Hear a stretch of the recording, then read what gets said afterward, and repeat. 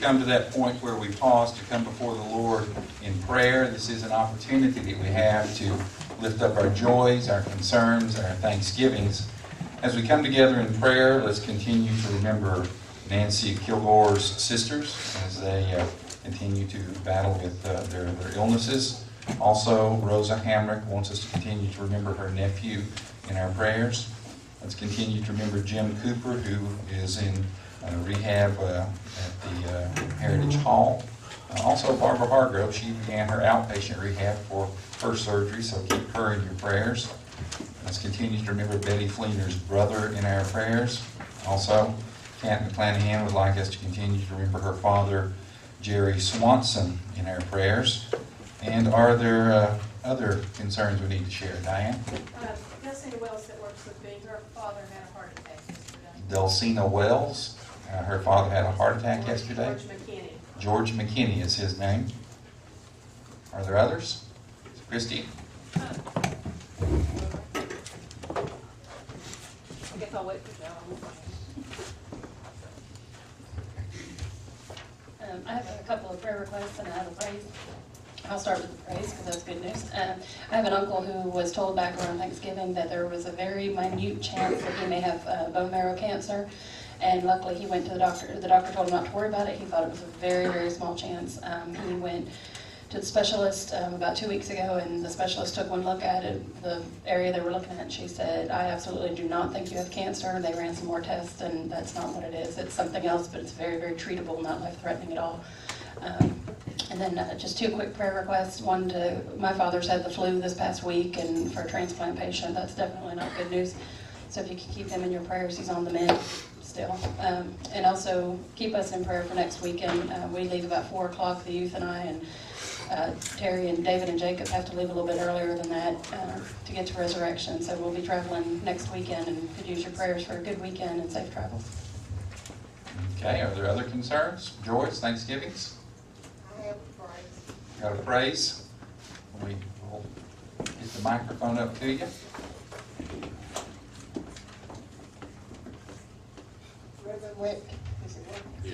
Rhythm went to the neurologist, and all he has is a strained nerve in his left eye, so everything's going to be okay. All right. What else we need to lift up? Got this table right here. I've got a joy. My wife and I welcomed our first child into the world on December 28th. Sawyer Herbert Wells. He was 8 pounds and 14 ounces, and everybody's doing real well. If only we could get a little bit of sleep. Eventually that comes. Anybody over in this area before I send Joe back to the far corner? Okay, Joe, we got one back in the back here. Let's keep Hortense Mooney. She's a member of the Catholic Church in Coburn, and she's been put in ICU on Friday. So let's keep her and her health in our prayers. What else? Beth's a little hesitant in coming in a closed area, so she's understand. going to stay at home. But those of you who aren't on Facebook, she was a 0 again for the 3rd month in a row on her rejection, so we're ecstatic about that. All right.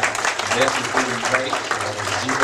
I guess that's the only test you want to fail with a 0, right? That's correct. So she got a 0 on that test. So And we're oh, by the way, Jesse passed with national boards for funeral directing. Jesse passed the national award. He's got school to finish, but he's okay now. Okay.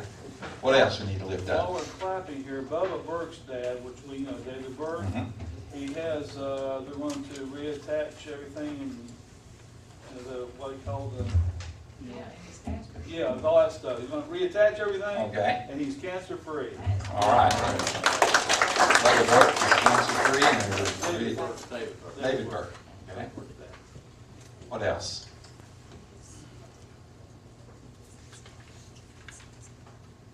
Well, let's go before the Lord in prayer. Most gracious and most holy God, we thank you for this opportunity to gather here today.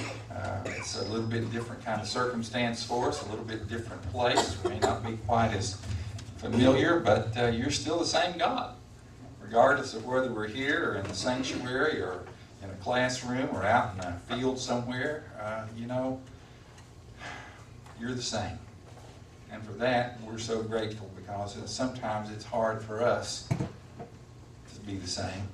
It's hard for us to be consistent with who we are in you and to do the things that we know that you want us to do. Sometimes we're a whole lot better at it than others. Sometimes we are just closer to you and we seem to be more in your will. And other times we have drifted away. We move away from you for one reason or another, and it becomes a little bit harder to hear your voice. But you never fail of hearing ours. And for that we are so grateful. We're grateful for each of the prayer requests and the opportunities that we have mentioned this morning. We ask that you would move in those various situations and bring healing, that you would rejoice in those situations where healing has already occurred and help them to find a new meaning for life now that that seems to be behind them. Help us, Lord, to be your people, and help us to make a difference in your community as we seek to reach out and as we seek to truly do the things that will make your kingdom stronger. We ask all this in the name of Christ, who has taught us to pray. Our Father, who art in heaven, hallowed be thy name. Thy kingdom come, thy will be done, on earth as it is in heaven. Give us this day our daily bread, and forgive us our trespasses, as we forgive those who trespass against us. And lead us not into temptation, but deliver us from evil. For thine is the kingdom, and the power, and the glory forever. Amen.